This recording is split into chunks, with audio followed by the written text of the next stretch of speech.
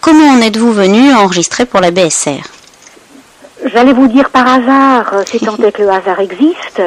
J'avais une amie de ma mère, en fait, qui était une dame âgée et qui avait beaucoup lu dans sa vie et qui tout d'un coup a été atteinte de dégénérescence maculaire et elle a plus pu lire. Donc elle prenait des livres à la BSR, mais elle me disait oh mais la voix me convient pas.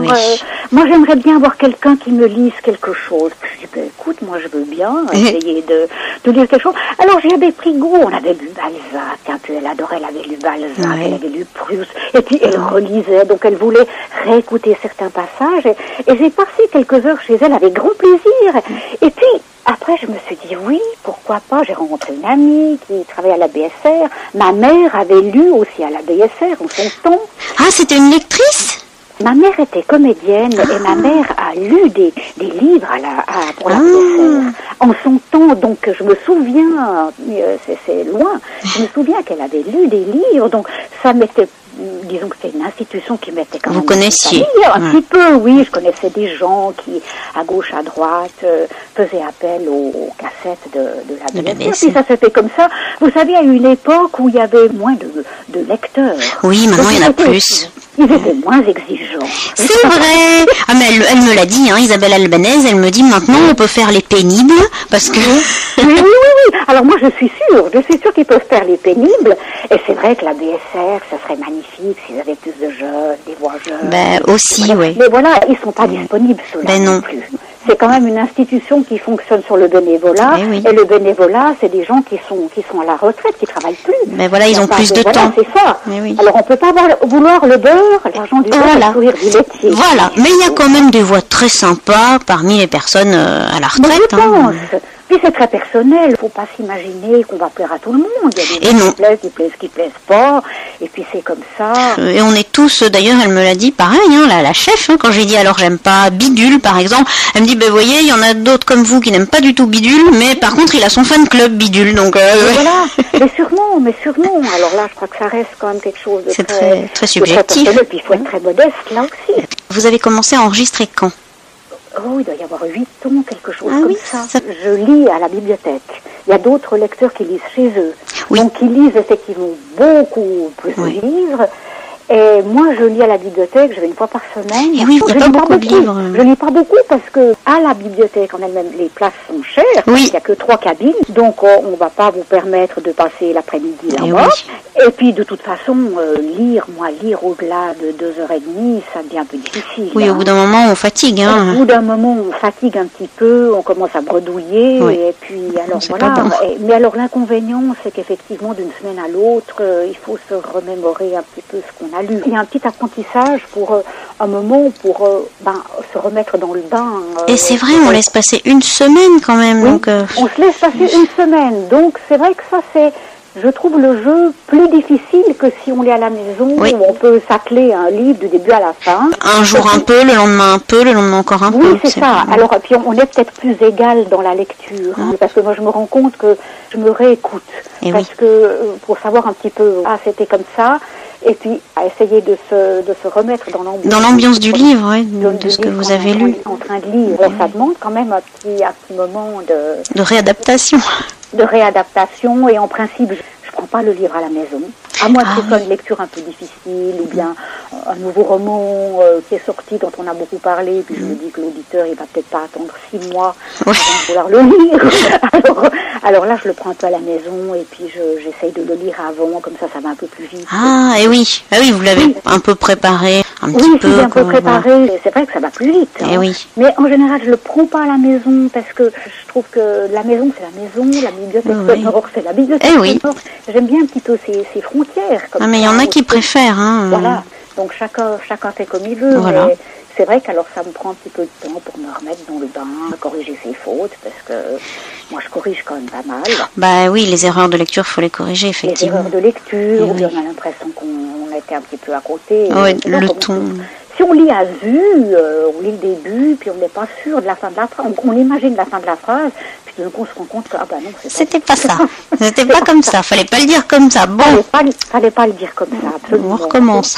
Voilà, alors on recommence. Oui, c'est pour ça qu'il y en a qui préfèrent préparer pour ensuite ne pas avoir ce travail-là à faire après. Mais il y en a qui disent, bah oui, mais je prépare pas, puis après je refais, c'est pas grave. Chacun sa méthode. Chacun sa méthode. Je crois que vraiment chacun sa méthode. Moi, je préfère refaire. Ça prend plus de temps, mais bon. Sur le moment, mais. Voilà, après, moi je me dis, je suis pas à la BSR, on me demande pas de lire un livre par mois. Non, c'est pas au poids.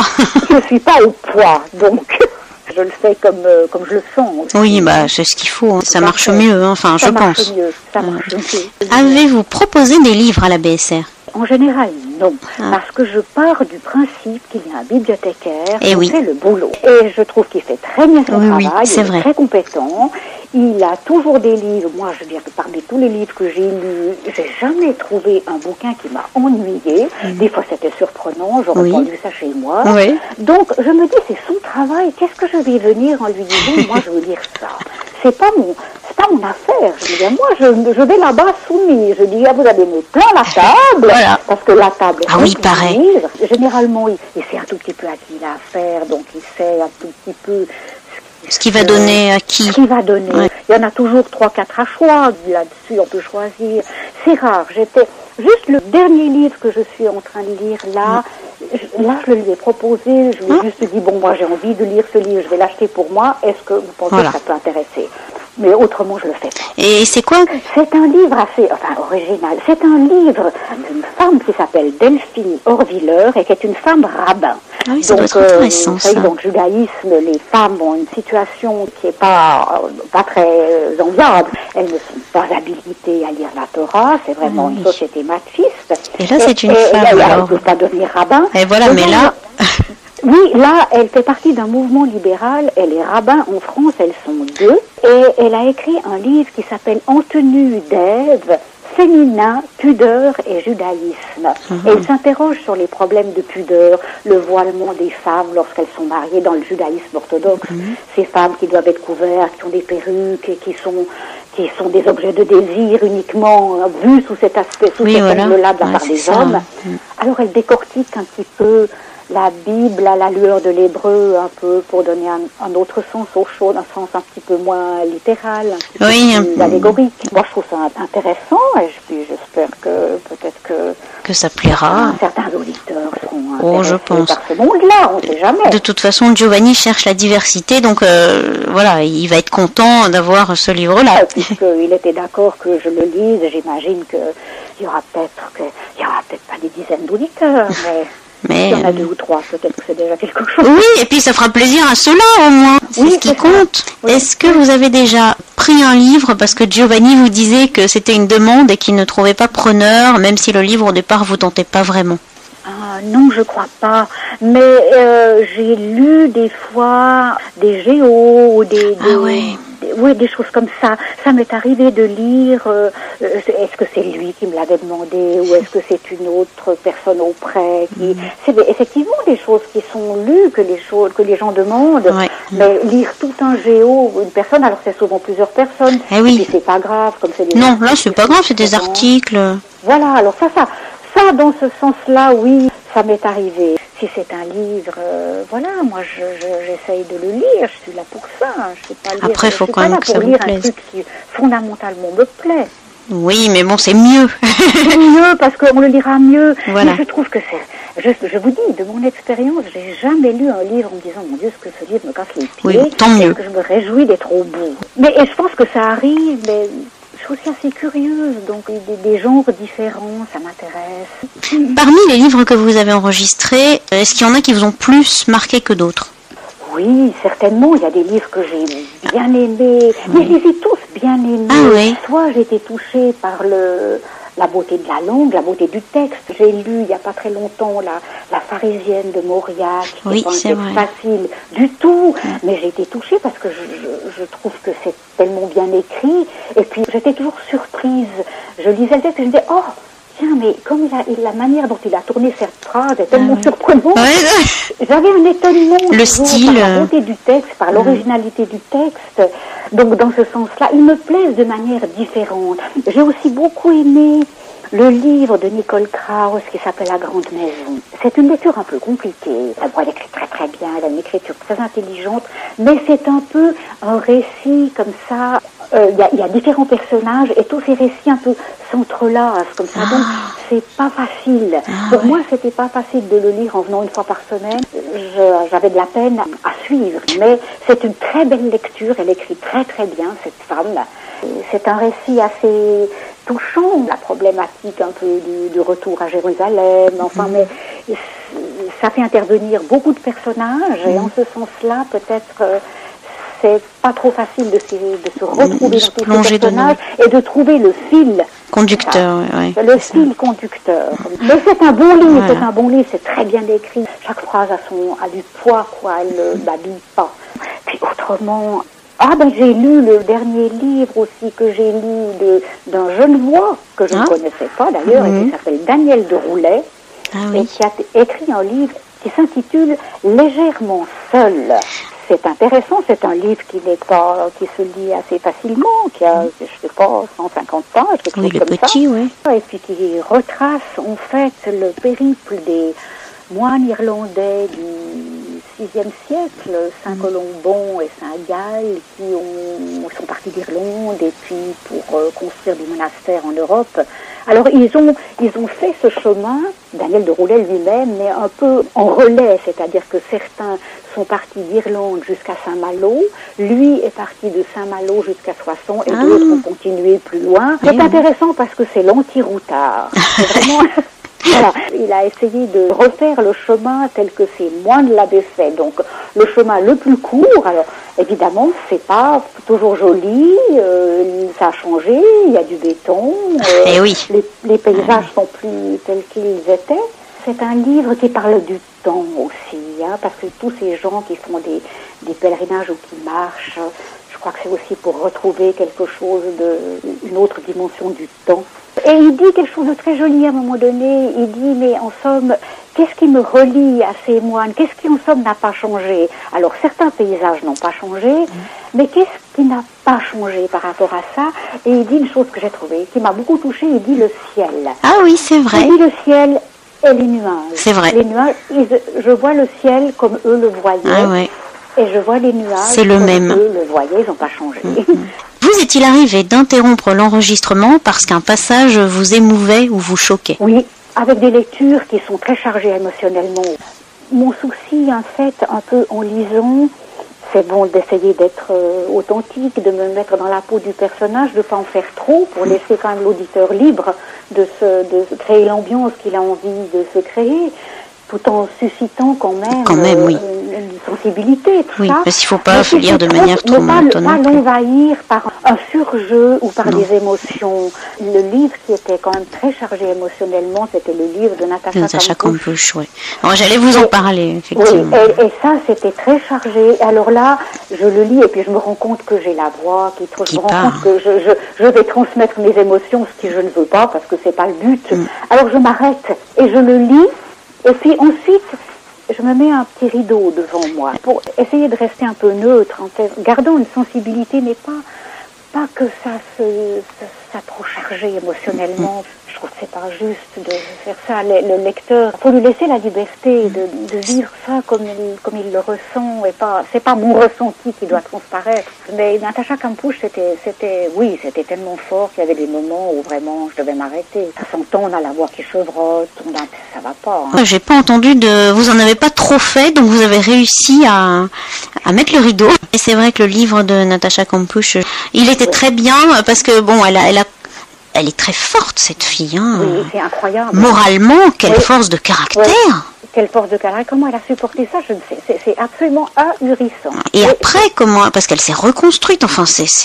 Alors, écoutez, je ne sais pas du tout comment elle vit maintenant, et comment elle a intégré cette enfance tellement broyée. Oui. C'est pas du tout. Parce qu'elle était très jeune, quand même, quand elle a été... Très jeune, c'est terrible. C'est toute une enfance broyée. C'est ça, hein. Et dans des conditions... Oui, non, j'avoue, survivre là-dedans, c'est... On se met à la place fatalement et on se dit, mais moi j'aurais pas supporté ça. On n'aurait pas supporté ça, c'est ça. On se dit toujours ça, hein. Ah On n'a jamais supporté de vivre des choses pareilles aussi. vu ça il y a longtemps, je me souviens plus de tout, mais elle avait cette force, en fait, de l'enfant qui avait encore cette capacité d'imaginer. Oui, elle dessinait. C'est ce qu'elle disait. Elle s'isolait quand même. Elle le disait. Elle recréait son monde. Et puis elle prenait la moindre miette de... Comment dire, par exemple, elle regardait beaucoup la télé parce qu'elle s'évadait, enfin, quand elle pouvait. Tout ce qui était propice, elle le prenait, elle l'absorbait. Mais quand même, hein... Mais quand même. Je pense pas qu'elle ait tout dit dans son livre. Non. Il y a certainement eu encore plus d'horreur. Oui, je pense. Elle a dû vivre. Mais forcément, je crois que si on n'a pas vécu des choses comme ça, qu'est-ce qu'on peut dire, hein? Oui. Devez-vous vous y reprendre à plusieurs fois pour certaines scènes ou certaines répliques parce que vous vous rendez compte que le ton n'est pas juste ou alors que c'est délicat? Oui, écoutez, ça m'arrive déjà parce que souvent je bute comme ça sur des mots, je dis bien un mot tard pour bas. Oui, une erreur de lecture. Donc, il y a ça, déjà. Et puis parce que j'ai l'impression que je ne suis pas bien enfilée dans la peau du personnage et que ça sonne peut-être pas tout à fait juste.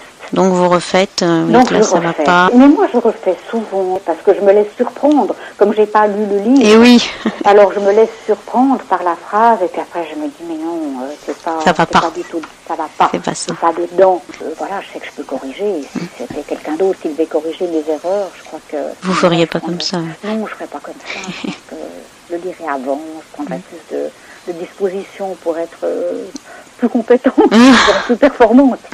Pour pas embêter la personne à chaque fois, voilà. Oui, c'est ça, parce que je me souviens qu'au début, quand j'étais à la bibliothèque, on ne corrigeait pas forcément nos fautes, c'était d'autres personnes qui les corrigeaient.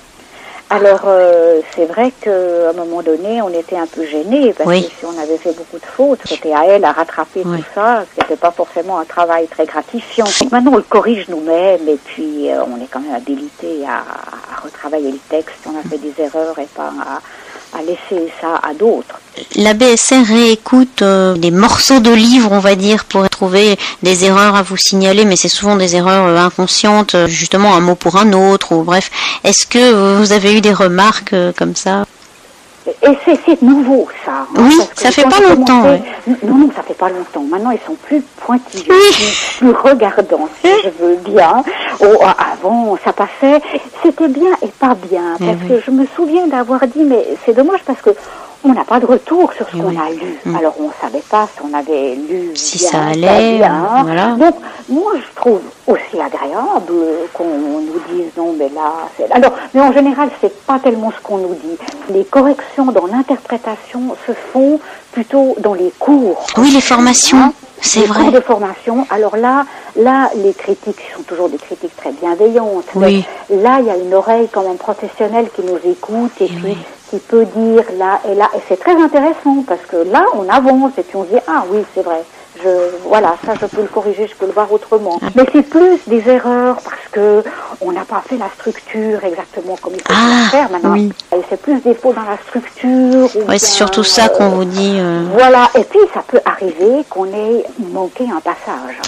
Parce qu'on a éventuellement fait une mauvaise manipulation au niveau informatique, ou bien parce que, tout d'un coup, on l'a sauté. Voilà. Moi, ça m'est arrivé une ou deux fois, je me dis, tiens, c'est bizarre. Voilà, j'ai sauté un passage, ou bien relire peut-être une phrase. Mais maintenant, en général, il y a toujours une petite remarque sur le livre lu. Et alors, dans les formations, est-ce qu'ils vous ont fait remarquer, par exemple? Il nous fait écouter des textes qu'on a lus. Des passages de texte, on se retrouve en général à 3. Les 3 ensemble, ou les 3 ou 4, on écoute les textes de chacun. Alors d'abord, il y a l'appréciation des lectrices, des lecteurs, sur le texte qui a été lu. Et ensuite, il y a l'appréciation du professionnel. Ce sont des critiques bienveillantes, parce qu'il est parfaitement conscient que on n'est pas professionnel et puis qu'on ne le fera jamais. Il nous dit des choses très, très élémentaires. Pas trop baisser le ton, articuler, essayer d'articuler. Bon, ça c'est un souci quand même aussi, d'être compris, d'articuler, d'essayer d'avoir une diction un petit peu soignée, qu'on vous comprenne. Mais c'est aussi très agréable d'entendre les autres lecteurs faire des commentaires sur ce que vous avez lu. C'est intéressant de s'écouter sur 10 minutes avec la distance. On est 4 peut-être à écouter ce que vous avez lu. Et puis ça, c'est intéressant parce que on n'entend pas de la même manière. C'est vrai. Si on réentend une phrase à l'ordinateur qu'on vient de lire. Oui, c'est pas pareil. Non, parce qu'on est dedans, Oui. il n'y a pas de distance. Tandis que là, il y a une distance et on entend ça de manière différente. Et c'est vrai. Alors on est surpris en bien ou on est déçu, mais ça je trouve que c'est intéressant. On ne sait pas de quel livre c'est tiré, donc il y a la surprise d'un livre qu'on a peut-être un petit peu oublié ou pas. Je pense qu'on a toujours quelque chose à apprendre, dans rien n'est vraiment acquis une fois pour toutes, et que c'est une belle initiative. Est-ce que vous faites des gestes quand vous enregistrez? Alors écoutez, c'est très intéressant. Je me rends compte que quand je suis vraiment prise dans un personnage, je me rends compte que je bouge. Je me rends compte que je bouge, que je commence à gesticuler avec les mains et que, oui, j'ai l'impression vraiment de le vivre complètement des pieds à la tête. Voilà, tout le corps. Tout le corps le vit. Est-ce que vous avez une technique pour tourner la page sans bruit? Ah non, écoutez, ça c'est pas toujours facile. Hein. Bah oui, c'est justement. pas toujours facile parce que je me rends compte que des fois ça fait du bruit. Alors j'essaye de voir vraiment le mot de... J'ai pas une technique, mais je pense qu'il faut quand même tenir la page un peu à la verticale pour lire la dernière phrase et puis déjà avoir lu un peu le mot suivant, parce que si on croit... Mais c'est des choses ridicules. Vous préparez ça, puis vous savez un petit peu le mot qui va suivre, et bêtement vous tournez 2 pages à la place d'une. Et puis voilà, ça n'a ni queue ni tête. C'est des choses qui fâchent parce que c'est ridicule. Et oui, on se prépare puis raté. Puis crac, voilà, c'est raté ou ça a fait du bruit. Je pense qu'il faut vraiment voir le mot suivant et puis tourner la page délicatement en ayant dit peut-être par cœur les mots suivants. Et justement, parce que vous entendez les bruits de page? Non, alors moi je les entends pas, donc ça doit vouloir dire que vous vous débrouillez bien. Mais justement, je me dis, ça doit être pénible, ça arrive vite quoi la tournure. C'est des fois un petit souci en se disant, on arrive au bas de la page, s'il y a un point, c'est parfait. Ah oui, là c'est bien, là c'est bien. Si la phrase continue et que la phrase est encore en plus de ça un peu alambiquée, vous pouvez pas inventer le mot suivant. Franchement, il faut le regarder au préalable et puis bien le stocker dans sa mémoire pour avoir le temps de tourner la page tranquillement. Ouais, c'est une gymnastique. Hein. C'est une gymnastique, mais vous savez, c'est très ludique. J'aime beaucoup, je passe un bon moment et surtout, c'est des grands moments de concentration. Ah oui. Et ça, je trouve que c'est très agréable parce que dans la vie, maintenant, on est tellement happé, on zappe. On veut être partout. Voilà, même si on en est conscient, malgré tout, on est vite sollicité par plein de choses. C'est vrai. Et là, je me dis, voilà, c'est 2 heures, rien d'autre que ça. Et justement, pour éviter le bruit de la page, est-ce que vous seriez prête à lire sur une liseuse? Ça m'ennuie. Ah Ça m'ennuie. Moi, j'aime le papier, j'aime le livre. Ah oui, il y en a. Oui, déjà même sur Internet, j'ai pas mal de peine à lire parce que je trouve que, oui, je le fais comme tout le monde. Mais non, moi, j'aime avoir un livre. Ah, il y en a, ils n'aiment pas la liseuse, hein, effectivement. Non, si je devais le faire, je le ferais, mais je préfère le livre. J'aime le voir, j'aime voir la couverture, j'aime avoir le toucher du papier, j'aime voir où j'en suis dans mon livre. À quelle page est-ce que j'en suis au milieu, j'en suis au tiers, est-ce que je suis bientôt au bout? J'aurais pas tout ça sous la liseuse. Alors c'est vrai que sur la liseuse, il y a le pourcentage en fait. Oui, c'est ça, mais bon. 1%, c'est un peu abstrait. Que venez-vous d'enregistrer? Donc le dernier que vous avez fait, c'est celui que vous disiez C'est le Daniel de Roulet, ce chemin de moine irlandais. Et puis là, vous êtes en train de faire... je suis dans la lecture de ce livre sur les femmes dans le judaïsme. Et puis auparavant, qu'est-ce que j'ai lu avant ça? C'était peut-être Rêve de Pierre. Ah oui, c'est les 10 Rêves de Pierre, vous avez raison. Alors celui-là, je voulais le lire. J'avais bien aimé, je sais plus lequel de ces... Une pièce montée. Oui. Et donc je voulais le lire. Je me suis dit, des nouvelles, ça va être chouette. Et puis après, je regarde la 4e de couverture. En fait, elle a choisi de créer des moments de fin de vie pour des épitaphes qu'elle a choisis. Je me dis, ça m'intéresse moins. D'accord. Vous savez, c'est pas triste. Hein. Ah oui. C'est pas morbide du tout, même si ça parle de cimetière. C'est surprenant, dirons-nous. Oui, sûrement. C'est surprenant. Ces épitaphes sont très jolies, puis les histoires qu'elle crée là autour sont très touchantes. Ah oui. Ah, mais je le prendrais peut-être. Mais du coup, ça m'a un peu refroidi. Ça vous a refroidi? Oui, mais écoutez, je peux comprendre. Hein, je peux comprendre. Je crois que on est libre de pas être enthousiasmé par les lectures qui ont du succès en oui. librairie. Ah, mais c'est vrai que celle-là, je pense qu'elle aura du succès parce que Blandine Le Calais est quand même appréciée. Donc c'est bien de l'avoir enregistrée parce que ça va sortir, hein, de toute façon. Oui, écoutez, je crois qu'on en a quand même parlé. Oui. Vous avez enregistré HHHH. Ah oui, ça j'avais trouvé très intéressant. Alors moi, comme c'est un prix, comme c'est la guerre, tout ça, ça me... Bon, pour l'instant... Non, évidemment, c'est des livres un peu durs. Voilà. C'est pas facile, c'est pas dur. facile, mais enfin, ça retrace une époque qui est quand même tellement incroyable. Oui, c'est vrai aussi. Des personnages tellement incroyables, ce Heydrich qui s'appelait, c'est des personnages terribles. Ah oui, hein, c'est des brutes, hein. Des brutes qui ont massacré. Ils étaient très sournois dans toutes les méthodes qu'ils pouvaient employer. Oui, c'était retors. C'était vraiment terrible. Hein. Moi, j'ai trouvé ça quand même très intéressant. Oui, intéressant. Très intéressant, historiquement parlant. Oui, voilà. Parce qu'alors vraiment, c'est d'écrire des personnages, on se demande...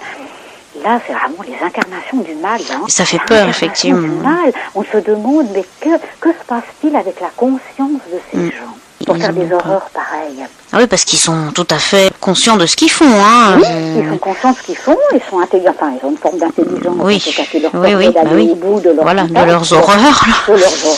Moi, je connaissais pas le personnage, j'en avais entendu parler, Heydrich, mais en fait, je savais pas tellement ce qu'il avait fait. Donc, en lisant le livre, c'est vrai que quand même, ça donne une autre coloration un petit peu à ces pages d'histoire. Hein. Il n'y avait pas que les plus connus, quoi. C'est ça. Dans les saloperies, il y en avait d'autres. Hein. Ah, mais lui, il a eu un rôle quand même très important là-dedans. Et c'est vrai qu'on n'en parle pas beaucoup de lui. Non, on n'en parle pas beaucoup, à moins de creuser l'histoire. Mais autrement, c'est vrai qu'il a eu un rôle assez déterminant dans tout ce qui s'est passé, hein, ça c'est sûr. Mais vous l'avez lu, vous? Non, justement, j'hésite. Donc c'est pour ça que je vous parle de ceux que j'ai lus et puis de ceux où j'hésite. Bon, alors c'est vrai qu'il ne faut pas avoir peur d'être plongé dans ce contexte des pages d'histoire où on revit des choses qui de toute façon sont aussi passées. Est-ce qu'on a envie d'en savoir un peu plus ou d'avoir peut-être un aspect un petit peu différent de ces moments-là ou pas? C'est rude, quoi.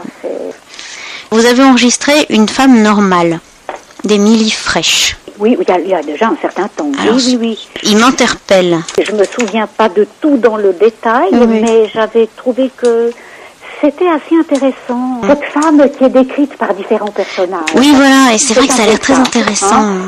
C'est intéressant de voir que finalement, on n'est pas d'un bloc et que certaines personnes peuvent nous voir comme ça, et d'autres autrement. Mais c'est ça qui a l'air très intéressant dans ce livre. J'avais trouvé que c'était assez original. Vous l'avez lu assez facilement. L'approche ou la problématique posée était assez juste. Voilà, comment est-ce qu'on nous voit, certains personnages, parce qu'on est quand même toujours un petit peu à facettes. Et oui, et c'est vrai que tout le monde ne nous voit pas de la même manière. Tout le monde ne nous voit pas de la même manière. Là, c'était peut-être un petit peu plus gros, mais je veux dire que c'était... Mais c'était crédible quand même. C'était crédible quand même. Oui, j'avais trouvé que ça passait bien, c'était assez attachant. Vous avez enregistré Trois femmes puissantes. Ah, de Marianne Dial. Voilà. Ça, c'était difficile aussi. Elle a un style très, très, très particulier. Très, très, très particulier. C'était intéressant, mais ça, c'est le genre de livre... Je me souviens plus si je l'ai aussi un peu pris à la maison. J'ai trouvé que c'était très compliqué. C'est assez embrouillé. Et puis, il a une écriture aussi, qui n'est pas une écriture linéaire du tout. Ces phrases sont pas simples. C'est le genre de phrases que moi, j'ai été amenée à relire pour me dire qu'est-ce qu'elle veut vraiment dire. Ça m'étonne pas. Il y a ces parts de rêve, il y a l'Afrique, il y a ce père qui est perché dans son flamboyant. Il y a des images qui sont pas toujours bien compréhensibles. C'est quand même un livre touchant qui parle de l'Afrique, de la femme, de la position de la femme dans cette société qui vaut pas grand-chose. Hein, oui, malheureusement. Le machisme africain. J'avais essayé d'en lire un qui n'était pas celui-là et j'avais été rebutée par le style. Oui, vous n'êtes pas la seule. Moi, j'ai une amie qui m'a dit aussi, j'arrive pas à la lire. Vous êtes arrêtée, vous n'avez pas... Non, j'ai même pas pu finir. J'en avais pris un autre et donc du coup, Trois femmes puissantes, j'ai même pas essayé et puis je voulais savoir si c'est toujours le même style pénible. Oui, écoutez, c'est la seule chose que j'ai lue d'elle. Oui, donc vous pouvez pas savoir, mais... J'ai trouvé que c'était effectivement Alors, elle a une écriture particulière. Oui, c'est très particulier. Je sais pas d'autres termes pour la. Ah oui, c'est quand même. Son écriture, mais il faut se concentrer. C'est un petit peu pénible parce que c'est pas une lecture de plage. Hein. Non. Il faut se concentrer pour savoir ce qu'elle veut dire, mais elle dit des choses. C'est intéressant parce que la problématique de la femme, des hommes, des garçons, des filles, de l'éducation des filles, de la position sociale des femmes en Afrique. Vous avez enregistré Le Retour de Bernard Schlink. Oh, sympathique. Voilà, c'était ma question. J'avais bien aimé. J'avais lu, évidemment, comme tout le monde. Le liseur. Oui. J'ai bien aimé Le Retour. Oui, il m'intéresse, il me tente. Vous savez, c'est inattendu. Vous commencez l'histoire, ça a l'air tout simple. L'histoire de ce garçon. Et puis, en fait, l'histoire se complique, elle se dévoile comme ça peu à peu, hein, au fil du temps. J'avais trouvé que c'était original aussi. Moi, je suis toujours étonnée de voir comme des romans peuvent être construits de manière inattendue. On n'a pas du tout... C'est ce garçon qui se trouve chez ses grands-parents et qui, d'un coup, au travers de lecture, découvre que finalement, le personnage en question pourrait bien être un personnage qui lui est lié de manière très proche, donc il enquête, il découvre que ça pourrait être son père, mais c'est pas tout à fait sûr non plus. Je dirais que c'est peut-être pas, ça n'a pas autant plu que Le Liseur. Par exemple. J'ai l'impression qu'il aime beaucoup ses intrigues un petit peu. Oui. On voit les petit à petit. C'est vrai que dans Le Liseur aussi, il y a plein de choses qu'on ne sait qu'après. Oui, c'est très très bien fait. Alors c'est peut-être un peu moins enthousiasmant. Mais... Dans Le Retour, mais bon. Oui, mais c'était un livre que j'ai trouvé agréable à lire. Vous avez enregistré Daphné disparue. Je retrouve ça, j'ai lu ça en 2009. Ah oui, quand même, ça fait un petit moment. José Carlos Somoza. Oui, voilà, c'est ça. Qui est un auteur né à la Havane et qui vit à Madrid. Ça m'a pas marqué. Je me souviens pas vraiment de ce bouquin. Ah, mais on oublie, on en lit tellement. C'est vrai, on en lit beaucoup. J'ai pas noté que c'était un livre qui m'avait pas plu. J'ai dû le lire... pas avec des plaisirs, en tout cas. Pas avec des plaisirs du tout. J'avais noté, à la page 28, la corneille de vin noir parce qu'elle était curieuse. Ça, c'est drôle comme citation. Oui. Bon, donc il y avait quand même des choses qui m'ont quand même un peu flashé dans ce livre. J'avais lu ça, tiens, je l'ai noté. Je me dis, tiens, elle est marrante cette citation. Recevez-vous le BSR Actu sur CD ou le téléchargez-vous? Je recevais les disques, dès que je le reçois, je peux le télécharger. Ah oui. Je peux le télécharger, j'écoute pas toujours, parce que c'est souvent une question, c'est pas que ça m'intéresserait pas, mais c'est une question de temps. Oui, mais c'est vrai, hein, c'est long. C'est une question de temps, parce que ça prend du temps, si on veut regarder tous ces livres. Puis en plus, il y a des rubriques. De temps en temps, je regarde un petit peu pour voir un petit peu ce qui a été lu. Moi, j'écoute pour me tenir au courant des nouveautés, mais c'est vrai que vous, comme vous n'écoutez pas de livres, c'est un peu moins... voilà. C'est ça parce que vous écoutez beaucoup de livres? Oh oui, alors moi, c'est tout ce que je vous demande sur ce que vous avez lu, mais si vous voulez parler de livres que vous avez enregistrés... Bon, j'ai lu La Pharisienne de Mauriac. C'est terrible, mais finalement, c'est très très bien écrit, et puis c'est très acide, très coupé. Et puis il y a des personnages qui sont quand même très très forts aussi. Vous l'avez lu ou bien? Pas celui-là, non, mais j'imagine, parce que Mauriac... Des personnages comme ça qui sont vraiment très très forts, qui ont des caractères très bien trempés, et enfin... Ça m'étonne pas de Mauriac, quoi. Oui, il dépeint des personnages très typés, quelque part. Hein. C'est toujours lié à une pratique religieuse. Ah oui, c'est vrai. Très versé là-dedans, très sensible à tout ça. Ça, c'était un livre que j'avais bien aimé. Ce que j'avais aussi bien aimé de Jérôme Garcin, les livres ont un visage. Bon, ce qui est intéressant, c'est qu'il parle de différents écrivains qu'il a rencontrés, que ce soit Nourricier, que ce soit Le Clésio, Julian Barnes, Whitcop, comme ça. C'est assez intéressant, ça c'est joli à lire. Allez-vous au BSR Apéro? Je n'y vais pas, et je regrette un peu parce que c'est souvent intéressant, mais c'est vrai que c'est le samedi. Mais j'ai répertorié, je crois que les dates, enfin, oui, il me semble que les nouvelles dates... Ils les donnent, ils les ont données, je crois.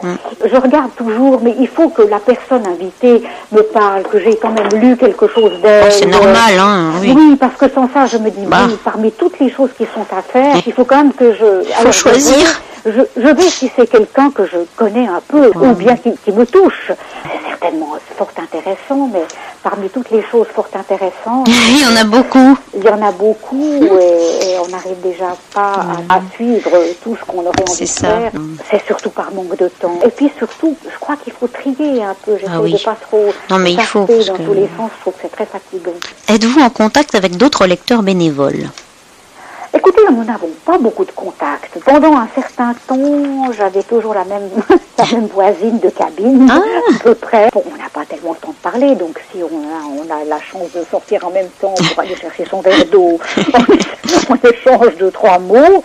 Alors, on se voit justement lorsqu'il y a ces séances de formation. Les formations. Alors là, on rencontre, ou bien alors la sortie. Il y a une sortie annuelle. Bon, moi, je vais pas à chaque fois, mais là, on a l'occasion aussi de rencontrer d'autres lecteurs. C'est d'ailleurs, je pense, quand même aussi le but de ces sorties. Oui, je pense.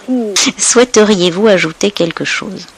Non, écoutez, je n'ai rien à ajouter. En tout cas, j'ai eu du plaisir de parler avec vous. Moi aussi. Moi aussi. C'est vrai que c'est marrant parce qu'on vous entend lire, et puis quand on vous parle, c'est pas tout à fait pareil. Et puis on peut parler des livres qu'on a lus et que vous avez enregistrés. Ah oui, écoutez, ça donne quelque chose d'un peu plus vivant. Voilà. J'imagine quand même. Hein. Oui, c'est bien. Là, on peut parler un petit peu de nous-mêmes. Aussi, voilà. Mais c'est aussi pour ça. Hein. Mais ça serait intéressant. Moi, j'ai pas suffisamment de contact avec les lecteurs, donc je sais pas toujours comment ils le vivent, ils le perçoivent. Comment ils appréhendent leur lecture. Ça, je ne sais pas du tout. Hein. Ce qui peut être intéressant, du coup, après, c'est d'écouter les interviews une fois qu'elles seront parues. Parce qu'il va y avoir d'autres lecteurs, il va y avoir, donc je ne sais pas si vous connaissez, mais Isabelle Chabanel. Elle a fait du théâtre, elle est comédienne. Oui, il y a aussi Bertrand Baumann. Ah, ça, je sais pas qui c'est. Sandrine Strobino. Oui, le nom me dit quelque chose. Ensuite, il va y avoir Françoise Gola, Marie-Noël Bardy. Ça, c'est des lecteurs que vous connaissez, vous les avez entendus. Oui, voilà. Ah oui, je préfère interviewer ceux que j'ai entendus. Sinon, c'est pas assez personnel, je trouve. Oui. Il va aussi y avoir Marina Froidevaux.